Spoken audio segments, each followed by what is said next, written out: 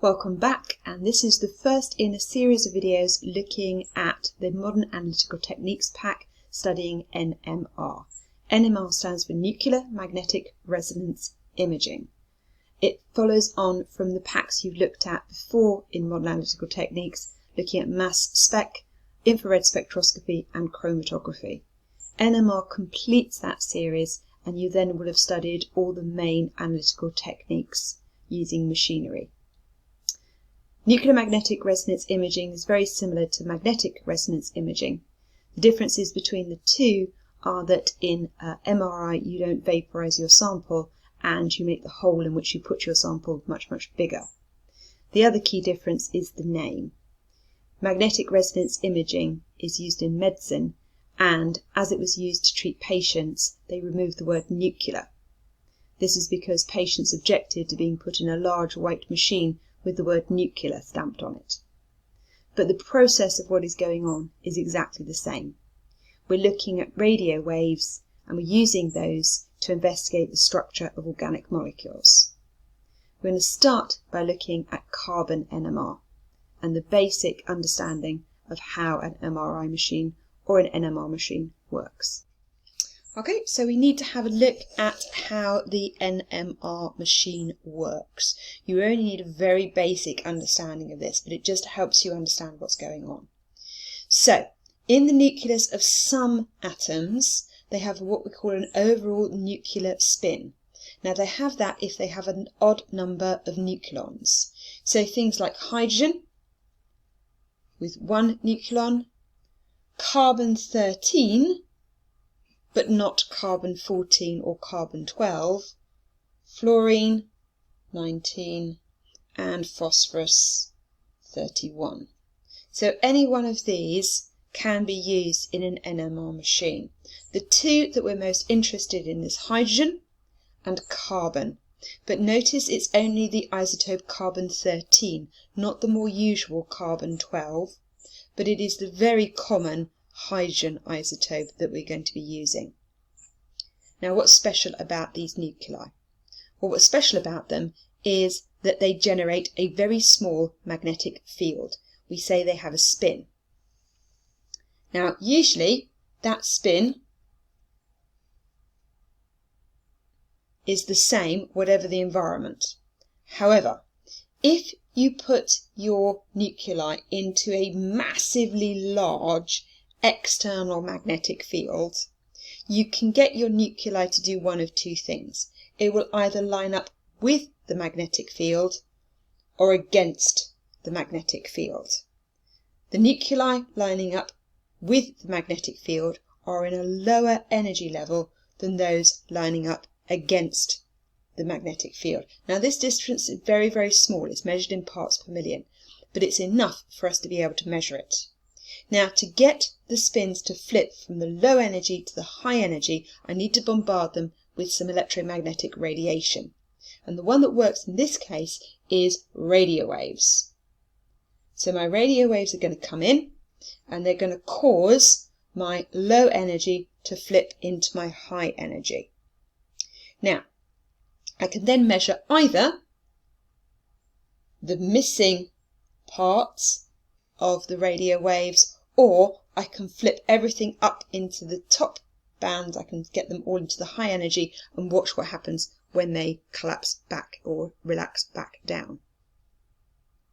So I have the nuclei lined up against the magnetic field or with the magnetic field, and this causes a very small energy gap between the two, and it's that gap that I can measure. It only works when you have a massive external field. So that massive external field is what those large white things are in an MRI machine. Because you're only using radio waves, it means it's a very safe form of investigation, unlike X-rays, which are quite penetrating. This energy gap here depends on the environment in which the nuclei find itself, and it gives us a lot of information about the compound, and that's what we're going to look at in the next section. Carbon-13 NMR is the first one we're going to be having a look at, and the carbon NMR can tell us two main things. the different types of carbon atoms in the molecule and what the carbon atoms are. What you're going to need is your data sheet, because it will have the ppm values for the different carbon environments in it. But let's look at the first example, ethanol. In ethanol, there are two carbon environments. This carbon here has got 3 hydrogens attached to it, and it's attached to a carbon with 2 hydrogens and an OH group. This carbon is in a different environment because it has an OH group, the carbon and the hydrogens. So we get different positions on our NMR spectra. So in this case, I have one peak here and one peak here. Notice the carbon with the OH group attached to it has been what we call downfield shifted, so it's got a higher ppm value. You'll need your data sheet to look up the different values for the carbon environments. On page 4, we've got pentane. Now pentane, despite it having 5 carbons, only has 3 carbon environments. And that's because 2 of those environments, these 2 on the end, are the same as these 2 environments. So they say that they're equivalent. So we only get 3 peaks, as this carbon and this carbon are in the same environment. They're attached to the same things. If you think about it, if you were this carbon and you're looking down the molecule, and you were this carbon and you were looking down the molecule, what you would see would be identical. Same with this one. If you look left and look right, you will see the same things.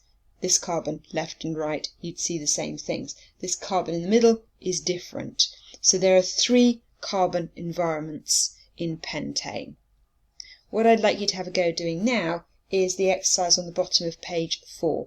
Draw out the 6 different compounds and work out the number of environments for each of them. So pause the video and have a go at that one. So if we look at the 6 examples we've given you on the bottom of this page, propan-1-ol has 3 carbon environments because each of these carbons is in a different environment. However, propan-2-ol only has 2 carbon environments because these 2 carbons are equivalent. They have the same structure and they see the same things. This one at the bottom, for methyl pentan-2-one, has 5 carbon environments. These 2 carbon environments are the same, so that's 1, 2, 3, 4, 5. Up the top here, cyclohexane, well, all of these carbons are in the same environment, so that is just one environment. Butanone, you've got 1, 2, 3, 4 carbons all in a different environment. But notice the difference when we come to cyclohexanol. It has 4 different carbon environments. This carbon is one environment, but these 2 here have the same environment, as do these 2, and this one again is different. You need to kind of look round the molecule and see what the carbons are attached to. In this case, this carbon is attached to an OH group. In these 2 cases, they're attached to one side to a CH2 group, on the other side to a CHOH group. So you need to look round the molecule to check that they are in the same environment. If they're in the same environment, they're going to be equivalent and only have 1 peak. Okay, for this next exercise, you're going to need a copy of the data booklet. In the data booklet, you should find the data for the carbon NMR chemical shifts relative to tetramethylsialane.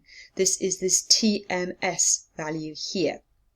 Now we use TMS because it has a large number of carbons all in the same environment, and we use that as a reference point to set the value as 0. All the other carbon environments have a higher chemical shift than TMS. You can see here that a lot of these bands overlap, and we're not given absolute values, we're given ranges of values into which these carbon environments fall. There are some special ones, so for example aldehydes and ketones both have very high chemical shifts, as do esters and carboxylic acids, and amides and N-substituted amides. The arene carbons have quite a wide range, so you tend to get one quite messy peak for the carbon environments in the arenes, even if they've got other groups attached to them. The other ones, obviously, that you need to look out for is carbon-nitrogen, the carbon-carbon, which is again the most common, but again it has a wide range, the COH and the carbon halide or halogen bonds. We can then use these ideas to predict not only the number of carbon environments, but where we're going to find them on a carbon NMR spectra. So, for example, this first one, we have 1, 2, 3, 4 environments. So we have four carbon environments,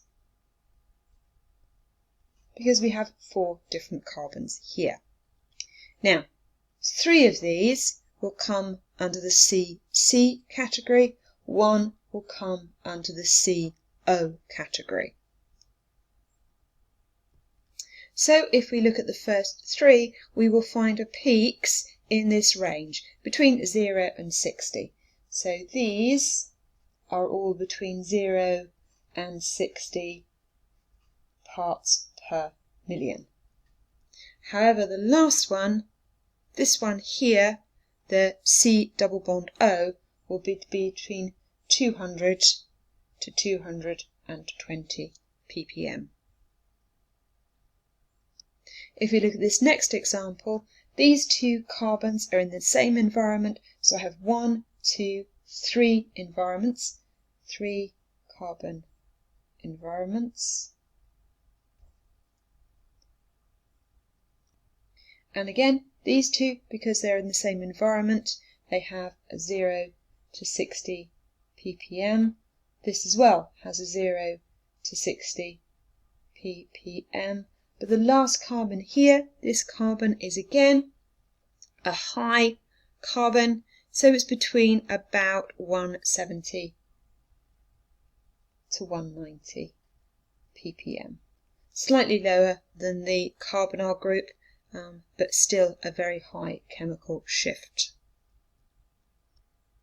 The last molecule we're going to consider is this one, which has 1, 2, 3, 4, 5 carbon environments. And again, these 4 here all are 0 to 60. And this last one is the only one which is different. This last group here, because it's an aldehyde functional group, again has this high chemical shift, so it's between 200 to 220 ppm. And there it is. And that finishes looking at this section on carbon NMR. So you need to be able to work out the number of carbon environments, and by looking at the chemical shifts, you need to be able to say something about what environment that carbon finds itself in. In the next video, we're going to look at practicing these, and then in the following videos, we're going to start looking at hydrogen NMR. Until then, stay safe, keep well. Bye-bye.